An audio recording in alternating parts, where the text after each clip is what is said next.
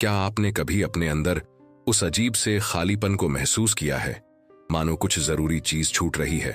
चाहे आप कुछ भी हासिल कर लें, चाहे कितने भी लक्ष्य हासिल कर लें, वह सूक्ष्म बेचैनी बेतरतीब नहीं है, वह कमजोरी नहीं है, वह सबसे शक्तिशाली संकेत है जो आपकी आत्मा आपको भेज सकती है।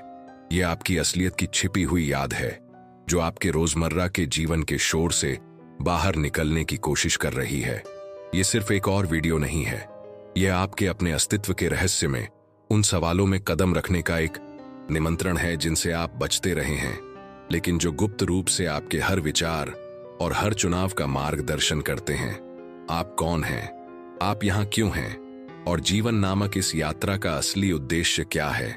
आदिकाल से ही मानवता ने इन सवालों को ध्यान भटकाने वाली चीजों, संपत्ति और पहचान की अंतहीन खोज से दबाने की कोशिश की है। लेकिन जब रात शांत होती है और मन स्थिर होता है, तो सवाल फिर से एक ऐसी ताकत के साथ उठते हैं जिसे नकारा नहीं जा सकता।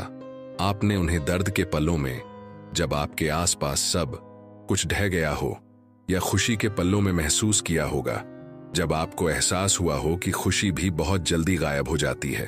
उन पलों में फुसफुसाती वह आंतरिक आवाज ही आपकी हर तलाश की कुंजी है। अगर आप सुनने की हिम्मत करेंगे तो आपको पता चलेगा कि जिस चीज के पीछे आप बाहर भाग रहे हैं, वह हमेशा आपके भीतर ही रही है, याद किए जाने का इंतजार कर रही है। हेलेना ब्लावात्स्की ने एक बार कहा था कि दुनिया एक भ्रम का मंच है, एक पर्दा जो हमारे अस्तित्व के गहरे सच को छुपाता है। उस पर्दे के पीछे कुछ शाश्वत देख रहा है, कुछ समय से अछूता है, कुछ ऐसा जो शरीर के मरने पर भी नहीं मरता। इसी उपस्थिति को हम साथ मिलकर तलाशेंगे, और एक बार जब आप इसे महसूस करने लगेंगे तो आपका जीवन फिर कभी पहले जैसा नहीं लगेगा। लेकिन उस तक पहुंचने के लिए आपको रहस्य से गुजरना होगा, आपको सवालों को जलने देना होगा, आपको नजरें फेरने के प्रलोभन का विरोध करना होगा। अंत तक मेरे साथ बने रहिए, क्योंकि यह सिर्फ ज्ञान नहीं, अनुभव है। यह कहानियां सुनने के बारे में नहीं है, यह उस एक कहानी के प्रति जागने के बारे में है जो सचमुच मायने रखती है। आपकी अपनी। आप जिस सफर पर निकलने वाले हैं, वह आपके दुख को देखने के तरीके, प्यार को देखने के तरीके और खुद को देखने के तरीके को बदल सकता है। और एक बार जब आप शुरुआत कर देंगे तो आपको एहसास होगा कि पीछे मुड़ने का कोई रास्ता नहीं है, क्योंकि एक बार सच सामने आ जाने के बाद उसे भुलाया नहीं जा सकता। क्या आप वह सुनने के लिए तैयार हैं जो आपकी आत्मा आपको हमेशा से बताने की कोशिश कर रही है? क्या आपने कभी सोचा है कि भीड़ के बीच भी आप कभी कभी पूरी तरह से अकेला क्यों महसूस करते हैं? वह एहसास, वह अदृश्य खालीपन, आप में कोई कमी नहीं है, यह अवसाद नहीं है, न ही यह उपलब्धि का अभाव है। यह उस सबसे बड़े सवाल की शुरुआत है जो कोई भी इंसान पूछ सकता है, मैं असल में कौन हूं और मैं यहां क्यों हूं? ये सवाल हजारों सालों से मानवता का पीछा करते रहे हैं, राजाओं और भिखारियों दोनों को सताते रहे हैं, क्योंकि कोई भी धन, ज्ञान या शक्ति उन्हें चुप नहीं करा पाई है। वे रात के सन्नाटे में लौट आते हैं जब आप छत को घूरते हुए जाग रहे होते हैं, या जब आप अपने हाथों में कोई ऐसी चीज पकड़े होते हैं जिसके बारे में आपने सोचा था कि वह आपको खुश कर देगी, और पाते हैं कि वह खुशी लगभग तुरंत ही गायब हो जाती है। वह पल कमजोरी नहीं है, यह एक गुप्त निमंत्रण है, आपके भीतर छिपी दुनिया का एक द्वार है। पिछली शताब्दियों की सबसे दिलचस्प हस्तियों में से एक हेलेना ब्लावात्स्की ने इस बात पर जोर दिया कि इंसान वह नहीं है जो वह दिखता है। उन्होंने तर्क दिया कि नाजुक शरीर के पीछे, बेचैन मन के पीछे किसी शाश्वत चीज की चिंगारी मौजूद है। लेकिन अगर यह चिंगारी असली है तो हम इसे साफ क्यों नहीं देख पाते? हम खुद को फंसा हुआ, भ्रमित, सीमित क्यों महसूस करते हैं, मानो जिंदगी एक पहेली है जिसके टुकड़े आपस में नहीं जुड़ते? इसका जवाब आसान नहीं है, लेकिन दिलचस्प जरूर है, क्योंकि अगर आप इसे जानने की हिम्मत करेंगे तो आप पाएंगे कि आपके पूरे अस्तित्व का एक अर्थ है जो आपको सिखाया गया था, उससे कहीं ज्यादा। जरा सोचिए, बचपन से ही दुनिया आपको भूमिकाएं सिखाती आ रही है। आपको आपका नाम, आपकी राष्ट्रीयता, आपका धर्म, आपके कर्तव्य बताए गए, लेकिन इनमें से कुछ भी आपने खुद नहीं चुना। ये किसी नाटक में पहने जाने वाले परिधानों की तरह आप पर थोपे गए थे, और धीरे धीरे आप उस परिधान को ही अपना असली रूप समझने लगे। आपने मान लिया कि आप ही वो मुखौटा हैं, और फिर धीरे धीरे आपके अंदर कुछ विद्रोह करने लगा। क्या आपने उस आंतरिक विद्रोह को महसूस नहीं किया है? वह फुसफुसाहट जो कहती है, मैं सिर्फ यही नहीं हूं, कुछ और भी है। वह फुसफुसाहट आत्मा की पुकार है। ब्लावात्स्की ने आत्मा के इस संसार में अवतरण की तुलना मंच पर कदम रखने वाले अभिनेता से की है। अभिनेता को भूमिका को पूरी तरह से निभाने के लिए कुछ समय के लिए अपने वास्तविक जीवन को भूलना पड़ता है, लेकिन यहीं संघर्ष निहित है। क्या होता है जब अभिनेता यह भूलने लगता है कि वह अभिनय कर रहा है? क्या होता है जब वह खुद को भूमिका में इतना खो देता है कि उसे याद ही नहीं रहता कि वह वास्तव में कौन है? यही मानव जीवन का नाटक है। हम यहाँ अनुभव करने, सीखने, विकसित होने आए थे, लेकिन हम मंच के भ्रम में फंस गए, और अब हम में से कई लोग यह नहीं जानते कि इससे बाहर कैसे निकलें। अजीब है ना? वही चीज जो जीवन को इतना वास्तविक बनाती है, भावनाएं, संघर्ष, जीत, वही हमें अपना असली सार भी भुला देती है। जब आप दुखी होते हैं तो आप इतनी गहराई से महसूस करते हैं कि आपको यकीन ही नहीं होता कि यह सिर्फ एक भूमिका है। जब आप प्रेम करते हैं तो आप इतने डूब जाते हैं कि आप कल्पना भी नहीं कर सकते कि यह किसी बड़ी योजना का हिस्सा है। फिर भी ब्लावात्स्की ने जोर देकर कहा कि यह भूलना जरूरी है, क्योंकि बिना भूले खोज नहीं होगी, और खोज के बिना जागृति नहीं होगी। अस्तित्व का सबसे बड़ा विरोधाभास यह है कि याद रखने के लिए हमें पहले भूलना पड़ता है। लेकिन यहाँ एक और सवाल उठता है, अगर यह दुनिया एक रंगमंच है, अगर हम सब कलाकार हैं, तो नाटक किसने लिखा? हमें यहाँ क्यों रखा गया? क्या यह कोई ब्रह्मांडीय दंड था? क्या यह प्रकृति का एक संयोग था? या हो सकता है कि जीवन एक सोचा समझा प्रयोग है, हमारे अंदर सोई हुई किसी चीज को जगाने की एक भव्य योजना? ब्लावात्स्की का मानना था कि अस्तित्व ही उत्तर है, कि ब्रह्मांड कोई बेतरतीब मशीन नहीं, बल्कि एक जीवंत रहस्य है, और हर आत्मा उसकी खुलती कहानी का हिस्सा है। अगर यह सच है, तो आपके द्वारा महसूस किए गए हर दर्द, हर खुशी, हर उलझन का अर्थ उससे कहीं ज्यादा है जो आप उस पल में देख सकते हैं। और यहीं पर कहानी और भी अजीब हो जाती है, क्योंकि अगर आत्मा का कोई दिव्य उद्गम है, तो हम इतने सीमित क्यों महसूस करते हैं? हम संघर्ष क्यों करते हैं? हम क्यों गिरते हैं? हम क्यों असफल होते हैं? कल्पना कीजिए कि समुद्र से एक लहर उठ रही है। एक पल के लिए वह खुद को अलग, स्वतंत्र, यहां तक कि अभिमानी भी मानती है, लेकिन चाहे वह कितनी भी ऊंची उठ जाए, अपने उद्गम से बच नहीं सकती। वह सागर में वापस लौट जाएगी, क्योंकि वहीं उसका स्थान है। आत्मा उस लहर की तरह है। कुछ समय के लिए वह मानती है कि वह अलग है, अकेली है, लेकिन वास्तव में वह आत्मा के अनंत सागर से कभी अलग नहीं होती। त्रासदी यह है कि हम भूल जाते हैं, और खूबसूरती यह है कि हम याद रख सकते हैं। क्या आप देखते हैं कि यह कितना शक्तिशाली है? इसका मतलब है कि आपका अकेलापन, आपकी उलझन, कुछ और पाने की आपकी लालसा, ये आपके दुश्मन नहीं है। ये संकेत हैं कि आप जागने लगे हैं। ये इस बात के प्रमाण हैं कि आप मांस और हड्डी से कहीं बढ़कर हैं। लेकिन यही खतरा है। बहुत से लोग इस आंतरिक आह्वान को ध्यान भटकाने वाली बातों से, शोरगुल से, बाहरी दुनिया में अंतहीन खोज से दबा देते हैं। वे धन, रिश्तों, पहचान के पीछे भागते हैं, लेकिन चाहे वे कुछ भी हासिल कर लें, खालीपन बना रहता है। और हर बार जब वे इस प्रश्न को दबा देते हैं, तो आत्मा गहरी नींद में डूब जाती है। आधुनिक जीवन की त्रासदी गरीबी या दर्द नहीं, बल्कि विस्मृति है। यह विस्मृति कि हम वास्तव में कौन हैं। ब्लावात्स्की ने एक बार लिखा था कि अज्ञानता ज्ञान का अभाव नहीं है, बल्कि भीतर झांकने से इनकार है। और शायद यही आपके सामने सबसे बड़ी चुनौती है। क्या आप अपने भीतर झांकने की हिम्मत करेंगे जहां उत्तर छिपे हैं? क्या आप अपने बारे में बताई गई हर बात पर सवाल उठाने की हिम्मत करेंगे? क्योंकि जैसे ही आप ऐसा करेंगे, एक अजीबोगरीब घटना घटने लगेगी। जीवन स्वयं अपने गुप्त स्वरूपों को प्रकट करने लगेगा। आपको संकेत, समकालिकताएं, स्पष्टता के क्षण दिखाई देने लगेंगे। जो दुनिया कभी निरर्थक लगती थी, वह अब एक कोडित संदेश की तरह लगने लगेगी, जिसे पढ़े जाने का इंतजार है। और आपको एक झटके के साथ एहसास होगा कि आप बिल्कुल भी खोए नहीं हैं। आप ठीक वही हैं, जहां आपको होना चाहिए, अब तक रचे गए सबसे बड़े साहसिक कार्य आत्मा के जागरण के बीच। लेकिन सावधान रहें, यह कोई आसान रास्ता नहीं है। एक बार जब आप प्रश्न पूछ लेते हैं, एक बार जब आप सत्य की भूख महसूस करते हैं, तो आप और अधिक कष्ट सहे बिना सो नहीं सकते। आत्मा सुनी जाने की मांग करती है, और अगर उसे अनदेखा किया जाता है तो वह और जोर से रोती है। इसीलिए जीवन के संकट सजा नहीं, बल्कि याद दिलाते हैं। हर दिल टूटना, हर नुकसान, हर असफलता एक संकेत है जो कहता है, जागो, याद करो कि तुम कौन हो। और फिर भी कई लोग विरोध करते हैं। वे भ्रमों से ऐसे चिपके रहते हैं मानो वे ही जीवन हो। क्या आपने कभी सोचा है कि हम मौन से क्यों डरते हैं?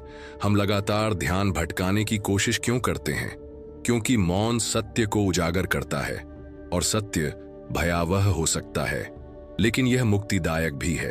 एक पल के लिए कल्पना कीजिए कि आप इस संभावना को स्वीकार करते हैं कि आप उस भूमिका से कहीं बढ़कर हैं जो आप निभा रहे हैं, उस कहानी से कहीं बढ़कर हैं जो आपको जन्म के समय दी गई थी। कल्पना कीजिए कि क्या बदल जाएगा यदि आप यह मान लें कि आप भाग्य के कैदी नहीं हैं, बल्कि एक ब्रह्मांडीय रचना में एक सचेत भागीदार हैं। दैनिक जीवन की चिंता, भविष्य का भय, अतीत का पछतावा, अचानक ये अपनी शक्ति खो देते हैं, क्योंकि आप उन्हें वैसे ही देखते हैं जैसे वे हैं, किसी नाटक के दृश्य, स्कूल के पाठ, किसी सपने के भ्रम। और इनसे परे आप किसी शाश्वत चीज की धड़कन महसूस करते हैं जो आपको घर बुला रही है। लेकिन यहां एक ऐसा संघर्ष है जो हमें और गहराई में ले जाएगा।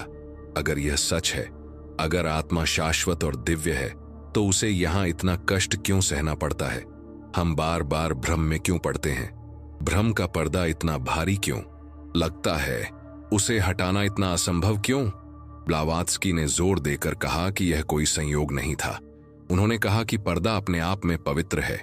भ्रम कोई सजा नहीं, बल्कि एक शिक्षक है। और फिर भी यह शिक्षा और भी सवाल खड़े करती है, क्योंकि अगर भ्रम का कोई उद्देश्य है, तो वह हमसे आखिर क्या छिपा रहा है, और मानव हृदय पर उसका क्या प्रभाव है? ये सवाल रहस्य की दहलीज हैं, उस महान खोज की सीमा जो इस यात्रा के अगले चरण में सामने आएगी। लेकिन अभी के लिए इस विचार के साथ बने रहें, जो खालीपन आप महसूस करते हैं वह कोई अभिशाप नहीं है। यह आपको मिला सबसे बड़ा उपहार है, क्योंकि यह आपके जीवन की सबसे महत्वपूर्ण यात्रा की शुरुआत है। यह याद रखने की यात्रा कि आप वास्तव में कौन हैं। और अगर आपको यह अजीब लगता है, अगर आपको संदेह या प्रतिरोध भी महसूस होता है, तो यह स्वाभाविक है। यह इस बात का संकेत है कि पर्दा पहले ही कांप रहा है। लेकिन मुंह मत मोड़िए, क्योंकि इस पर्दे के पीछे जो है वह न सिर्फ आपके खुद को देखने के तरीके को बदल देगा, बल्कि जिंदगी को देखने के तरीके को भी बदल देगा। और यह तो बस शुरुआत है। अगले भाग में हम उस शक्ति का सामना करेंगे जिसने हजारों सालों से मानवता को विस्मृति में रखा है। वह रहस्यमयी शक्ति जो शाश्वत सत्य को भ्रम के मुखौटे के पीछे छिपाए हुए है। सवाल यह है, क्या आप इसे बिना किसी डर के देखने के लिए तैयार हैं? क्या आपने कभी गौर किया है कि रोजमर्रा की जिंदगी की भागदौड़ में खुद को खो देना कितना आसान है? आप उठते हैं, अपना फोन देखते हैं, जिम्मेदारियों को निभाते हैं, समय सीमा का पीछा करते हैं, और दिन के अंत तक आप थक कर चूर हो जाते हैं। सोचते हैं कि समय कहाँ गया। फिर भी इस सारी गतिविधि के नीचे अक्सर एक शांत बेचैनी होती है, एक ऐसा एहसास कि कुछ जरूरी छूट रहा है। हेलेना ब्लावात्स्की कहती थीं कि आप जो महसूस कर रहे हैं वह माया का अदृश्य पर्दा है, वह भव्य भ्रम जो हम सभी को घेरे हुए है। माया सिर्फ एक दार्शनिक अवधारणा नहीं है, यह आपके रोजमर्रा के पलों में मौजूद है। यह तब होता है जब आप अपनी पहचान को अपनी नौकरी का पद समझने की भूल कर बैठते हैं, जब आप सोचते हैं कि आपकी कीमत पसंद या पहचान से मापी जाती है, जब आप मानते हैं कि संपत्ति दिल की भूख की जगह ले सकती है। यह सूक्ष्म, शक्तिशाली और गहराई से आश्वस्त करने वाला होता है। जरा सोचिए कि सपने कैसे काम करते हैं। एक सपने के बीच में सब कुछ वास्तविक लगता है, लोग, डर, इच्छाएं। आप भागते हैं, छिपते हैं, रोते हैं, हंसते हैं, और उस पल में आप सपने की वास्तविकता पर संदेह नहीं कर सकते। जब आप जागते हैं तभी आपको एहसास होता है कि यह एक भ्रम था। माया के आवरण में जीवन भी इसी तरह काम करता है। हम दिखावे को सत्य समझ लेते हैं, ये भूल जाते हैं कि रूपों के पीछे एक गहरा सार छिपा है जिसे याद किया जाना बाकी है। और माया का सबसे खतरनाक हिस्सा यह नहीं है कि यह सत्य को छिपाती है, बल्कि यह है कि यह हमें यकीन दिलाती है कि इसके परे कोई सत्य नहीं है। जरा सोचिए, क्या आप कभी किसी भूमिका में इतने गहरे डूबे रहे हैं, माता पिता, साथी, पेशेवर, कि आप भूल गए कि आप उससे कहीं बढ़कर हैं? यह इतने लंबे समय तक एक मुखौटा पहने रहने जैसा है कि आप यह मानने लगते हैं कि आप स्वयं मुखौटा हैं। आत्मा इसी तरह भूल जाती है, इस तरह शाश्वत चिंगारी भ्रम की परतों में फंस जाती है। हम ऐसे जीते हैं मानो जीवन स्थायी हो, मानो कल निश्चित हो, और फिर भी एक अचानक परिवर्तन, एक हानि, एक विश्वासघात, मौन का एक क्षण भ्रम को चकनाचूर कर सकता है और हमें किसी गहरी चीज की याद दिला सकता है। ब्लावात्स्की ने जोर देकर कहा था कि माया सजा नहीं बल्कि जरूरत है। क्यों? क्योंकि अगर हम शुरू से ही अपने दिव्य सार को याद रखें तो हम जीवन का सच्चा अनुभव कभी नहीं कर पाएंगे। विस्मृति के बिना कोई खोज नहीं हो सकती, भ्रम के बिना कोई जागृति नहीं हो सकती। अंधकार के क्षणों में ही हम प्रकाश की खोज शुरू करते हैं। माया का पर्दा चाहे कितना भी भारी क्यों न लगे, वह स्थिति है जो जागृति को संभव बनाती है। और फिर भी इसके साथ जीना आसान नहीं होता। दरअसल यही पर्दा संघर्ष, भ्रम और पीड़ा पैदा करता है। क्या आपने खुद से यह नहीं पूछा कि जब आप अपनी मनचाही चीज हासिल कर लेते हैं तब भी संतुष्टि इतनी जल्दी क्यों चली जाती है? खुशी क्यों फीकी पड़ जाती है? जीत क्यों अधूरी लगती है? कुछ भी कभी पर्याप्त क्यों नहीं लगता? यही असंतोष माया का प्रतीक है। यह याद दिलाता है कि आप बाहर जिस चीज के पीछे भाग रहे हैं वह आपकी आत्मा की भूख को कभी नहीं मिटा सकती। कल्पना कीजिए कि कोई धूप में परछाइयों का पीछा कर रहा है, उन्हें पकड़ने की कोशिश कर रहा है, उन्हें थामे रखने के लिए बेताब है, लेकिन उसे एहसास होता है कि उस परछाई में कोई दम नहीं है। हम में से ज्यादातर लोग रोज यही करते हैं, भ्रमों का पीछा करते हैं, इस यकीन के साथ कि वे हमें आखिरकार शांति देंगे। और फिर भी यह जानते हुए भी हम चलते रहते हैं, क्योंकि भ्रम इतना परिपूर्ण है कि उसे नकारा नहीं जा सकता। फिर सवाल यह उठता है, कौन सी शक्ति इस सपने को भेद सकती है? कौन सा पल इतना प्रबल है कि आपको जगा दे और पर्दे के पार देख सके? अक्सर दुख ही हमें झकझोर देता है। अचानक हुई हानि, अप्रत्याशित असफलता या अकेलेपन का असहनीय सन्नाटा, ये भ्रम में दरारें हैं। वे पल जब माया हमें पूरी तरह से थामे नहीं रह पाती। लेकिन एक और रास्ता भी है, पूछने, संदेह करने, तलाश करने का सचेत चुनाव। यही आजादी की शुरुआत है और यहीं पर कहानी व्यक्तिगत हो जाती है। अभी जब आप सुन रहे हैं, आप माया के पर्दे के सामने खड़े हैं। आप इसे महज दर्शन शास्त्र मानकर खारिज कर सकते हैं, या आप इन शब्दों को अपने भीतर किसी गहरी चीज को जगाने दे सकते हैं जिसे आपने बहुत लंबे समय से अनदेखा किया है। यह तथ्य कि आप अभी भी यहां हैं, अभी भी सुन रहे हैं, अपने आप में एक संकेत है। हर कोई यहां तक नहीं पहुंच पाता, हर कोई इन सवालों का सामना करने की हिम्मत नहीं करता। आप यहां इसलिए हैं क्योंकि आपकी आत्मा याद रखना चाहती है, और यही आपको अलग बनाता है, यही आपको चुना हुआ बनाता है। अगर आप ऐसा महसूस करते हैं, अगर आपको इन शब्दों में पहचान की एक चिंगारी भी महसूस होती है, तो मैं चाहता हूं कि आप कुछ शक्तिशाली करें। अभी कमेंट में लिखें, मैं रहस्य जानता हूं। इसे अपनी घोषणा होने दें, पर्दे के पार आपका पहला सचेत कदम। और फिर अपनी स्क्रीन के कोने पर देखें, वहां एक लाल बटन है। हर कोई इसे क्लिक नहीं करेगा, बल्कि केवल चुने हुए लोग ही करेंगे। केवल वे ही जो अपनी आत्मा की पुकार महसूस करते हैं, यह प्रतीकात्मक कदम उठाएंगे। अभी क्लिक करें, सब्सक्राइब करें और खुद को उन लोगों में शामिल होने दें जो सोए रहने से इनकार करते हैं, क्योंकि हम जो यात्रा कर रहे हैं वह आम लोगों के लिए नहीं है, यह उन लोगों के लिए है जो जागने का साहस करते हैं। अब आगे बढ़ने से पहले मैं आपके साथ एक आखिरी सवाल छोड़ता हूं। अगर माया वह पर्दा है जो सच्चाई को छुपाता है, तो वह सच्चाई क्या है जो वह छुपा रही है? उस भ्रम के पीछे क्या है जिसका सामना करने से हम इतने डरते हैं? जवाब जिंदगी के बारे में आपकी हर सोच को झकझोर देगा, और यह अगले भाग में आपका इंतजार कर रहा है। जिंदगी में ऐसे पल आते हैं जब दुनिया के भ्रम हमें संतुष्ट नहीं कर पाते।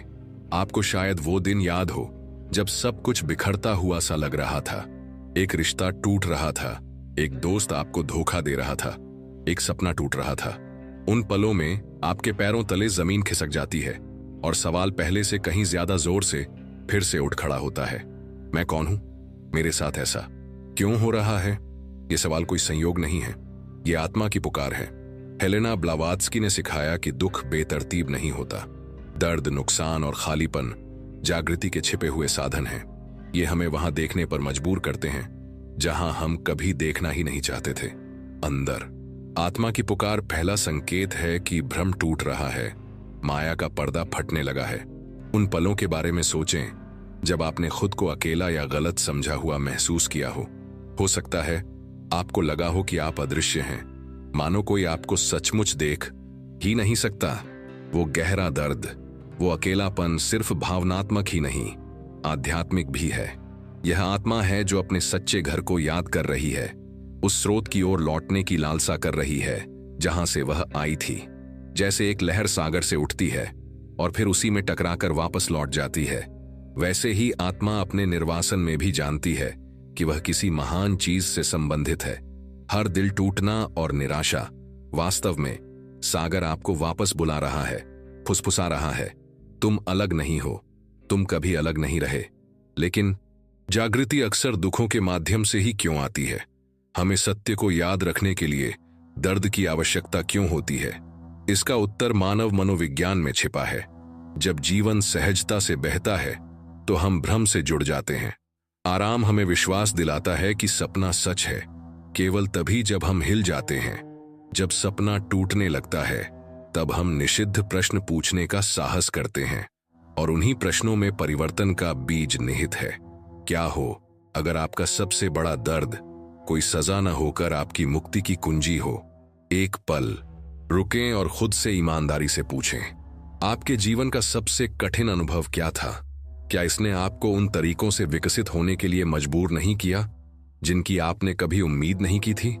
क्या इसने किसी भ्रम को दूर करके आपको कुछ कच्चा, कुछ वास्तविक, कुछ ऐसा नहीं दिखाया जो आप पहले नहीं देख पाए थे? आत्मा की पुकार निराशा जैसी लग सकती है, लेकिन इसके भीतर एक गुप्त उपहार छिपा है, जागने का निमंत्रण। क्या हो अगर जिन पलों को आपने भूलने की बहुत कोशिश की, वही आपको आपके सच्चे स्वरूप तक पहुंचा सकें? यहां एक विरोधाभास है जिसे नजरअंदाज नहीं किया जा सकता। अगर आत्मा दिव्य है तो उसे कष्ट क्यों सहना पड़ता है? अगर उसका मूल शाश्वत आनंद है तो जीवन संघर्ष से क्यों भरा है? ब्लावात्स्की कहते थे कि अनुभव आत्मा को नष्ट करने के लिए नहीं, बल्कि उसे जगाने के लिए दिया जाता है। ज्ञान सिखाया जा सकता है, लेकिन ज्ञान को जीना होगा। आत्मा अपनी शक्ति को तब तक नहीं जान सकती जब तक वह कमजोरी का सामना न कर ले। वह अपने प्रकाश को तब तक नहीं जान सकती जब तक वह अंधकार से न गुजरे। यही अस्तित्व की कीमिया है। दर्द ज्ञान में बदल जाता है, हानि स्पष्टता में बदल जाती है, निराशा जागृति में बदल जाती है। और फिर भी कई लोग इस परिवर्तन का विरोध करते हैं। वे अपने दर्द को विचलित करने वाली चीजों, शोरगुल और अंतहीन गतिविधियों से सुन्न कर देते हैं। वे मौन से भागते हैं क्योंकि मौन उन्हें स्वयं का सामना करने के लिए मजबूर करता है। लेकिन मौन ही वह जगह है जहां अंततः आत्मा की आवाज सुनी जा सकती है। क्या आपने गौर किया है कि कैसे गहरे सत्य शोर के क्षणों में नहीं, बल्कि शांति के क्षणों में प्रकट होते हैं? जब आप अकेले होते हैं, जब दुनिया शांत होती है, तो आत्मा फुसफुसाती है। सवाल यह है कि क्या आप सुन रहे हैं? गौर कीजिए कि आपने कितनी बार इस आंतरिक आवाज को अनसुना किया है। कितनी बार आपने चिंतन की बजाय ध्यान भटकाने, सच्चाई की बजाय आराम को चुना है। हर बार जब आप आत्मा की पुकार को दबाते हैं तो भ्रम और प्रबल हो जाता है, लेकिन हर बार जब आप सुनते हैं, एक पल के लिए भी आपके अंदर कुछ बदलने लगता है। आपको पहचान की चिंगारी महसूस होती है। यह एहसास कि आप किसी शाश्वत चीज को छू रहे हैं, वह चिंगारी जागृति की शुरुआत है। और एक बार जब यह जल जाती है तो इसे बुझाया नहीं जा सकता। लेकिन यहां एक और सवाल है, अगर दर्द एक शिक्षक है तो हमें कैसे पता चलेगा कि हम उसका सबक सीख रहे हैं? हमें कैसे पता चलेगा कि हम जाग रहे हैं या बस पीड़ित हैं? इसका जवाब आपकी प्रतिक्रिया में है। अगर दुख आपको कड़वा बनाता है, अगर यह आपको अपना दिल बंद करने पर मजबूर करता है, तो माया जीत गई है। लेकिन अगर दुख आपको सवाल करने पर मजबूर करता है, अगर यह आपको अंदर की ओर धकेलता है, अगर यह आपको किसी बड़ी चीज की लालसा देता है, तो आत्मा जागृत होने लगी है। हर परीक्षा में आपके पास एक विकल्प होता है, सोते रहना या दर्द को सच्चाई के द्वार के रूप में इस्तेमाल करना। अजीब है ना, कैसे वही आग जो नष्ट करती है, शुद्ध भी करती है। यह सब इस बात पर निर्भर करता है कि आप इसका सामना कैसे करते हैं। जिंदगी चुनौतियां भेजना कभी बंद नहीं करेगी, लेकिन आप तय कर सकते हैं कि वे चुनौतियां आपको दफनाएंगी या आजाद करेंगी। आत्मा की पुकार इस बात का संकेत है कि आप आजादी के लिए तैयार हैं, भले ही आप इसे अभी तक समझ न पाए हों। इसीलिए जिन पलों को आप अपना सबसे अंधकारमय पल मानते हैं, वे सबसे पवित्र भी हो सकते हैं, क्योंकि उन पलों में आप सच्चाई के सबसे करीब होते हैं। लेकिन आइए गहराई में जाएं। अगर आत्मा अपने स्रोत की ओर लौटने के लिए रोती है, तो वह स्रोत वास्तव में क्या है? वह क्या है जिसकी हम अपने अकेलेपन और निराशा में लालसा कर रहे हैं? क्या वह ईश्वर है? क्या वह सत्य है? क्या वह किसी और अस्तित्व की कोई छिपी हुई स्मृति है? या वह शब्दों से परे कुछ है, कुछ ऐसा जिसे मन समझ नहीं सकता लेकिन हृदय तुरंत पहचान लेता है? ये अमूर्त प्रश्न नहीं है, ये वही प्रश्न है जो आपके जीवन को आकार देते हैं, चाहे आप उनका सामना करें या नहीं। इन्हें नजरअंदाज करना फंसे रहना है, उन्हें गले लगाना ही जागृति की यात्रा शुरू करना है। अपने जीवन के सबसे कठिन क्षण के बारे में फिर से सोचें। क्या होगा अगर वह आकस्मिक न हो? क्या होगा अगर वह क्षण हो जब आपकी आत्मा ने आपकी जागरूकता के द्वार पर जोर से दस्तक देने का चुनाव किया हो? क्या आप देख सकते हैं कि आपके जख्मों में भी ज्ञान छिपा है? क्या आप देख सकते हैं कि कैसे हर आंसू आपको उस सत्य की ओर वापस ले जा रहा है जो आप हैं? इसे स्वीकार करना आसान नहीं है, लेकिन अगर आप अपने जीवन को इस नजर से देखने का साहस करते हैं, तो सब कुछ बदल जाता है। आत्मा का रोना अंत नहीं है, यह शुरुआत है, और फिर भी एक रहस्य बना रहता है। अगर आत्मा वापस लौटना चाहती है, तो इसमें इतना समय क्यों लगता है? हम जन्मों जन्मों तक क्यों भटकते रहते हैं, गलतियां दोहराते रहते हैं, भ्रमों का पीछा करते हैं, बार बार कष्ट सहते हैं? अगर आह्वान इतना प्रबल है, तो जागृति इतनी दुर्लभ क्यों है? उत्तर आपको आश्चर्यचकित कर सकता है, क्योंकि सिर्फ आत्मा का रोना ही काफी नहीं है। इसका उत्तर कर्म से, अभ्यास से, साहस से दिया जाना चाहिए। जागृति केवल महसूस करना नहीं है, यह चुनना है, और आपका हर चुनाव या तो भ्रम को मजबूत करता है या कमजोर करता है। तो अब खुद से पूछिए, आप क्या चुनाव कर रहे हैं? क्या आप सपनों को पोषित कर रहे हैं या जागने का साहस कर रहे हैं? क्योंकि अंततः कोई और आपके लिए यह नहीं कर सकता।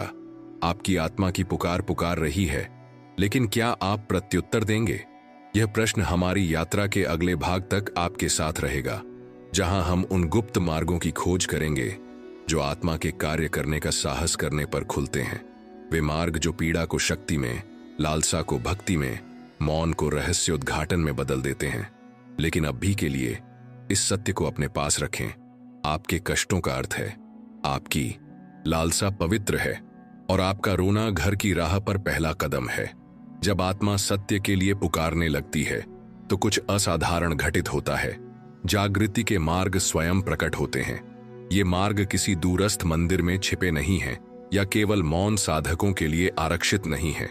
ये यहाँ हैं, सभी के लिए उपलब्ध हैं, दैनिक जीवन के ताने बाने में गुंथे हुए हैं। हेलेना ब्लावात्स्की का मानना था कि मानवता की सबसे बड़ी भूल यह सोचना है कि जागृति के लिए संसार से पलायन आवश्यक है, जबकि वास्तव में संसार ही आत्मा के लिए प्रशिक्षण स्थल है। ध्यान, भक्ति और सेवा अमूर्त अवधारणाएं नहीं हैं, ये जीवंत अभ्यास हैं जो संतुलित होने पर माया के भ्रमों को भेदने लगते हैं। फिर भी प्रत्येक मार्ग की अपनी शक्ति, अपने जोखिम और अपने रहस्य हैं। सबसे पहले ध्यान पर विचार करें। आज दुनिया भर में 50 करोड़ से ज्यादा लोग किसी न किसी रूप में ध्यान का अभ्यास करते हैं। अस्पतालों, स्कूलों, निगमों, यहां तक कि जेलों में भी ध्यान को न केवल एक आध्यात्मिक साधन के रूप में, बल्कि मन को स्वस्थ करने के एक वैज्ञानिक तरीके के रूप में भी पेश किया गया है। तंत्रिका वैज्ञानिकों ने दिखाया है कि केवल 8 हफ्ते तक रोजाना ध्यान करने से मस्तिष्क की संरचना में शारीरिक परिवर्तन हो सकता है, जिससे स्मृति, सहानुभूति और आत्मनियंत्रण से जुड़े क्षेत्रों में ग्रे मैटर बढ़ता है। यह कोई अंधविश्वास नहीं है, यह इस बात का प्रमाण है कि मौन हमें बदल देता है, लेकिन ध्यान मन को शांत करने से कहीं बढ़कर है।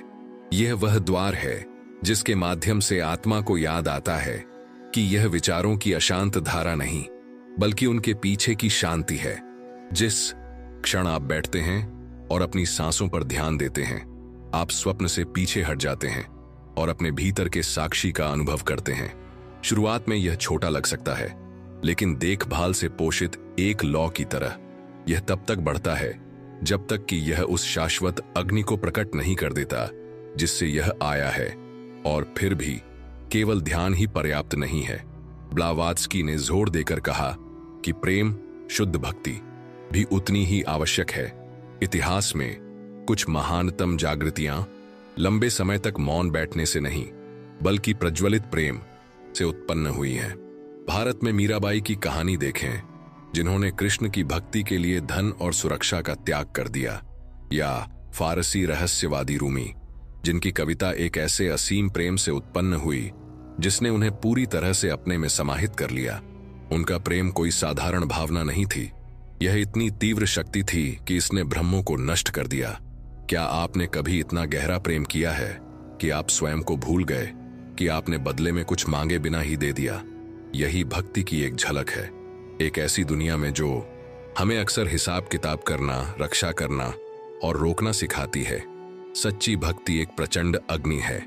यह वर्षों के तर्क से भी तेजी से पर्दे को चीरती है, और आधुनिक शोध बताते हैं कि जो लोग प्रतिदिन कृतज्ञता और करुणा का अभ्यास करते हैं, वे न केवल अधिक खुश महसूस करते हैं, बल्कि वे लंबे समय तक जीवित रहते हैं, स्वस्थ हृदय और मजबूत प्रतिरक्षा प्रणाली के साथ। विज्ञान अब वही दोहरा रहा है जो रहस्यवादियों को पता था। प्रेम चंगा करता है, प्रेम जागृत करता है, प्रेम प्रकट करता है। लेकिन एक तीसरा मार्ग भी है जिसे बहुत से लोग भूल जाते हैं। सेवा, निस्वार्थ सेवा या कर्म योग, बिना किसी अपेक्षा के दान देकर अहंकार को विलीन करने का अभ्यास है।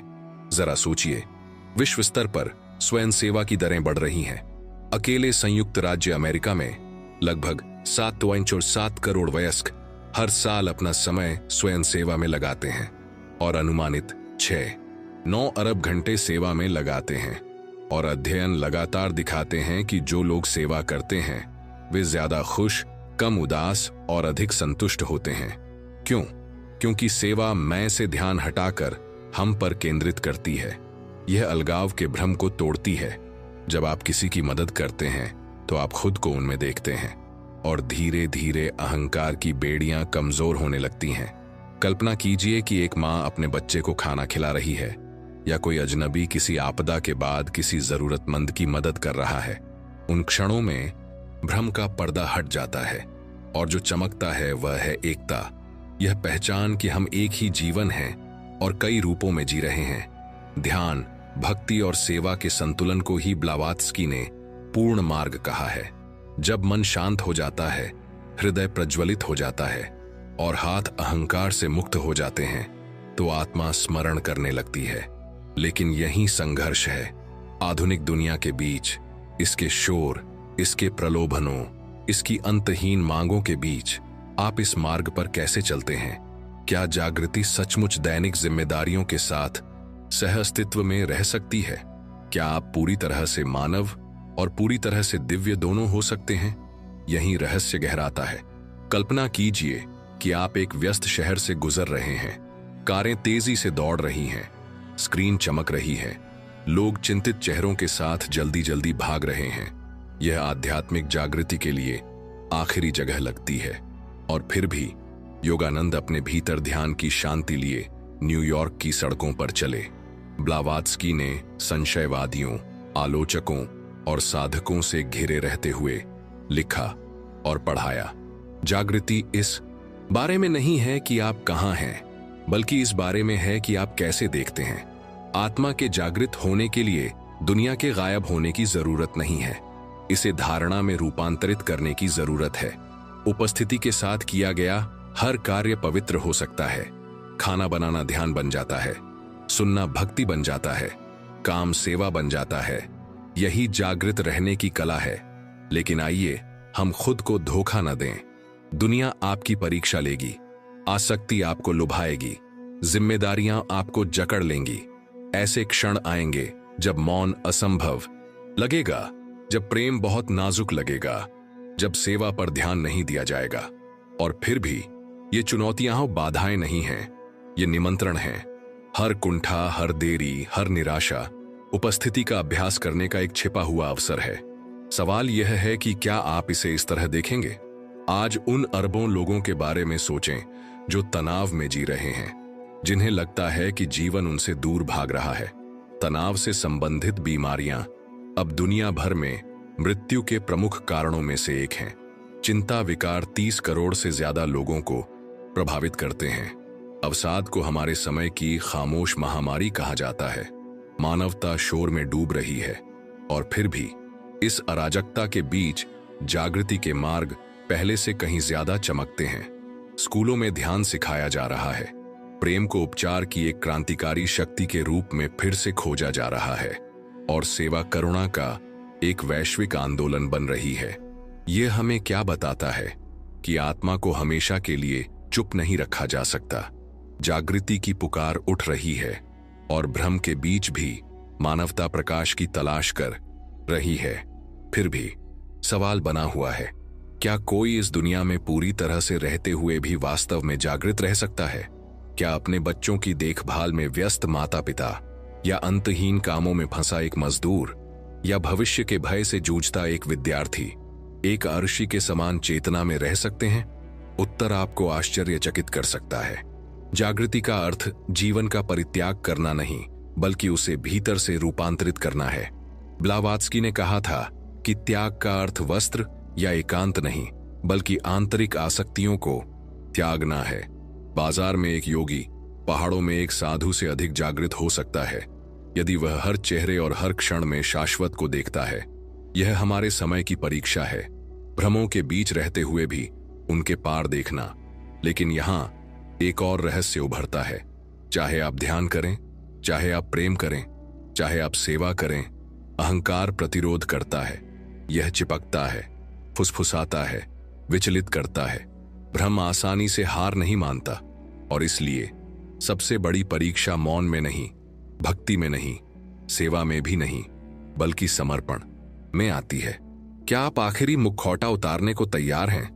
क्या आप न केवल उस चीज को छोड़ने को तैयार हैं जिससे आप चिपके हुए हैं, बल्कि उस विचार को भी कि आप खुद को क्या समझते हैं?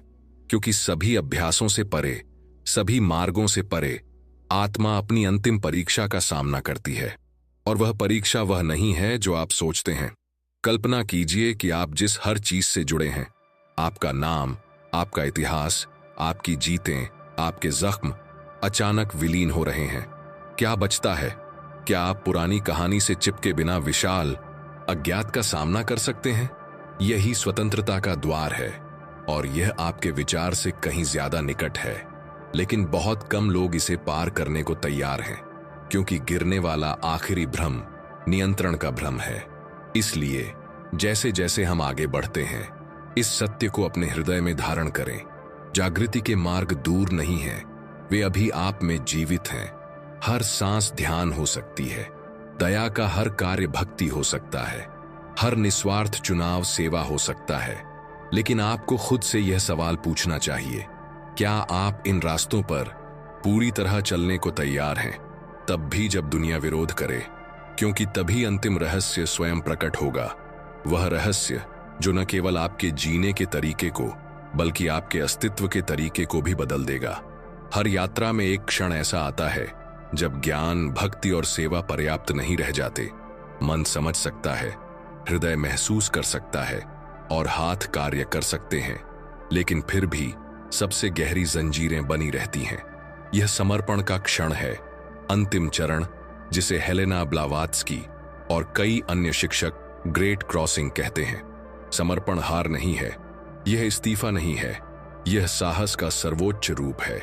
यह खाली हाथों और खुले दिल के साथ अस्तित्व के रहस्य के सामने खड़ा होना है।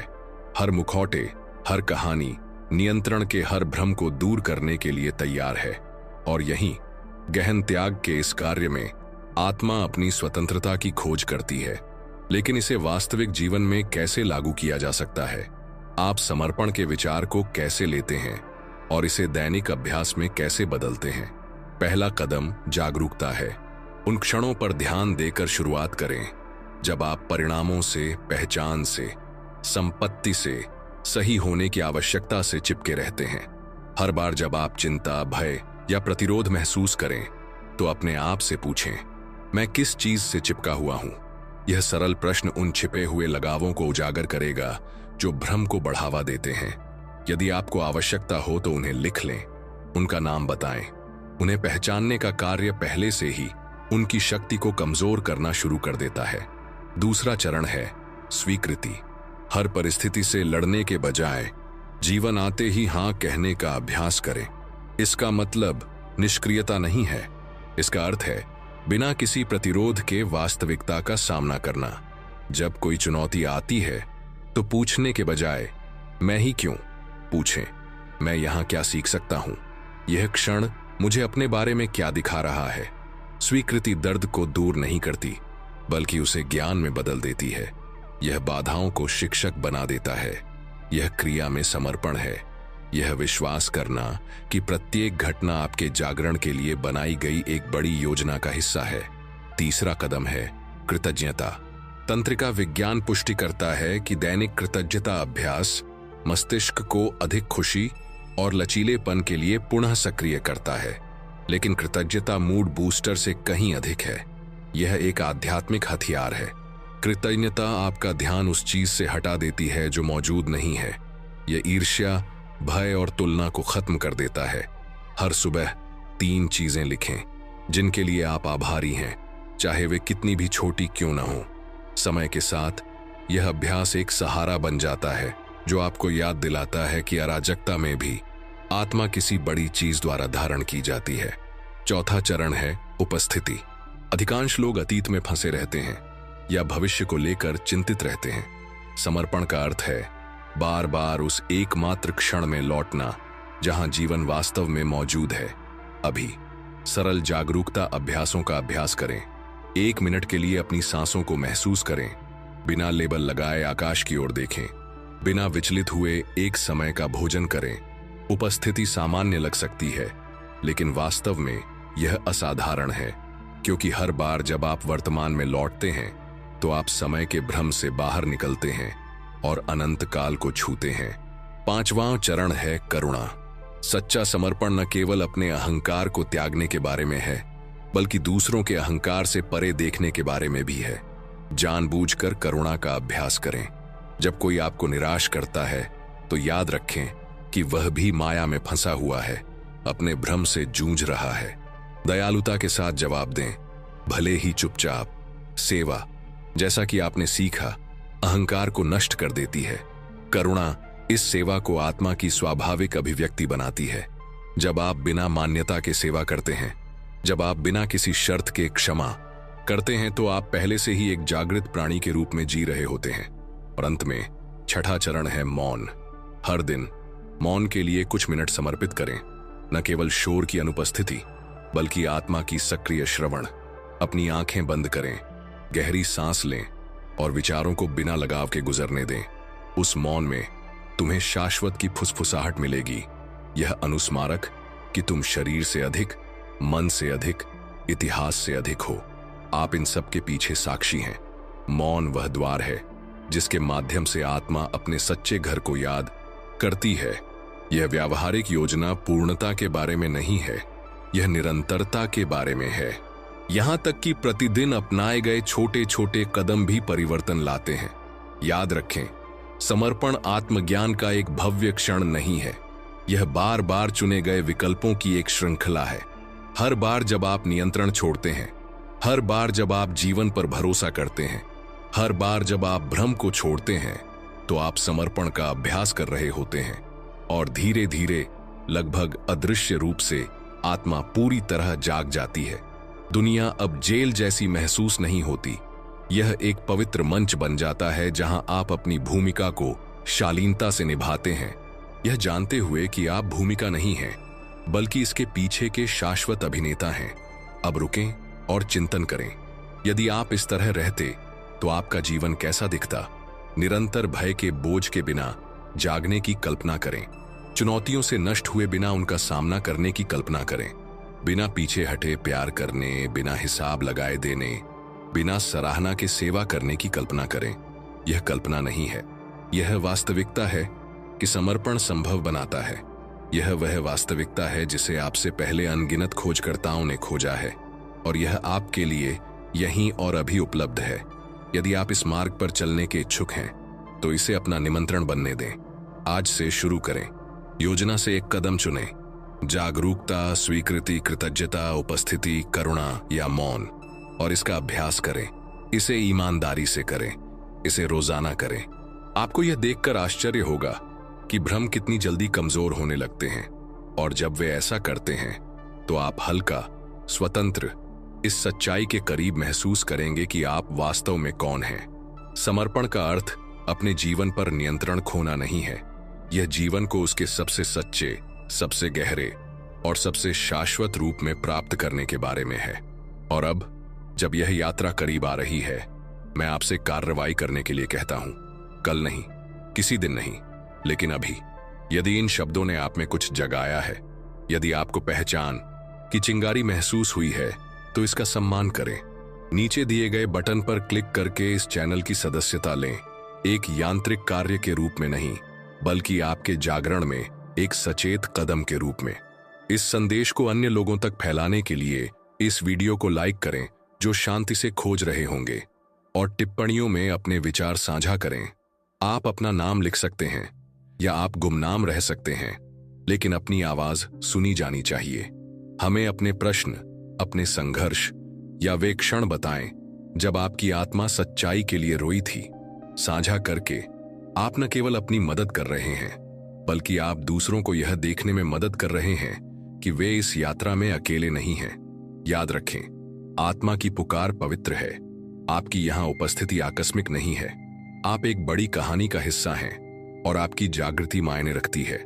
यह कदम साहस, ईमानदारी और प्यार से उठाएं, क्योंकि सत्य कहीं दूर प्रतीक्षा नहीं कर रहा है, वह पहले से ही आपके भीतर है, याद किए जाने की प्रतीक्षा कर रहा है।